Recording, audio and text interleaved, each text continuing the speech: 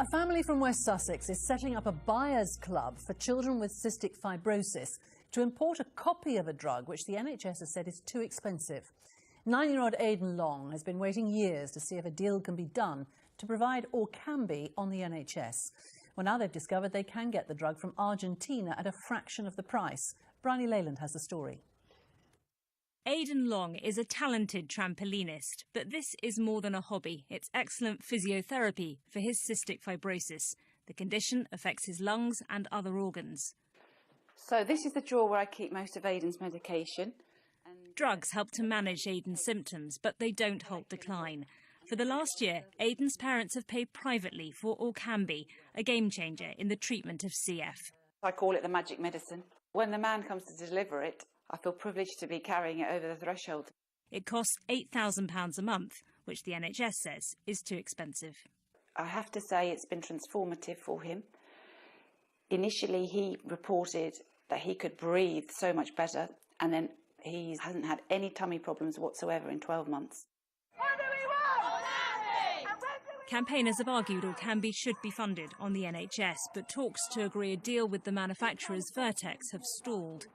We've made sacrifices as a family, but... Desperate to find a way around the high costs, Aidan's dad is trying a tactic which has some echoes of the Oscar-winning film Dallas Buyers Club. I need it. It doesn't work that way, Mr. Woodruff. It highlighted the power of people coming together to buy drugs. Unlike the film, Rob's plan doesn't involve anything illegal. He's discovered Vertex didn't patent Orkambi in Argentina. An identical, much cheaper copy called Leucaftor has been made there. Rob set up talks with the drugs company to discuss selling it direct to CF patients in the UK. We've achieved an 80% reduction from Vertex's list price, so from 104,000 it's come down to 23,000, and we can achieve over 500 members. We'll bring that down again to about 18,000. In just a few days, 200 people have signed up to the Buyers Club. But Aidan's mum hopes the NHS and Vertex can yet agree a deal, so no one has to pay for the drug, which she knows can change lives. It's torture. We just need the deal done now, so that we don't have to go down this road of a buyers club, but if we need to, we will. Let's talk to Bryony further on this.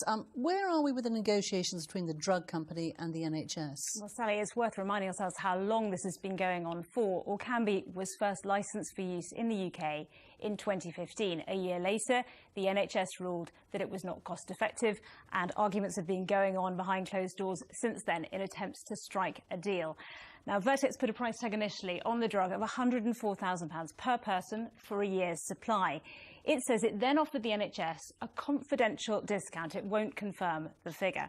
The NHS said it was still too high, and it instead offered Vertex £500 million over 5 years for several of their drugs. NHS England says it has since further improved the offer to Vertex. It says it is generous, but an agreement has proved elusive.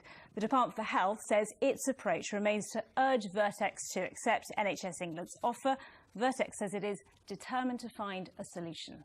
It could cost billions to produce new drugs, but the cost is becoming a real issue for the NHS with limited budget. It is, and it's really presenting very difficult decisions as they try to manage that money. Now, it's an issue which hit the headlines over the treatment of an eye condition called AMD. 2 drugs are licensed to treat it, including Lucentis, costing hundreds of pounds per treatment.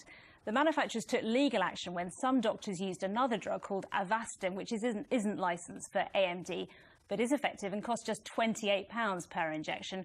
The court ruled the NHS could use the alternative because it was cheaper. Well, for these children with cystic fibrosis, the parents feel they just must try something in the absence of an official deal. It's expected that the first drugs for children from Argentina could be here by September.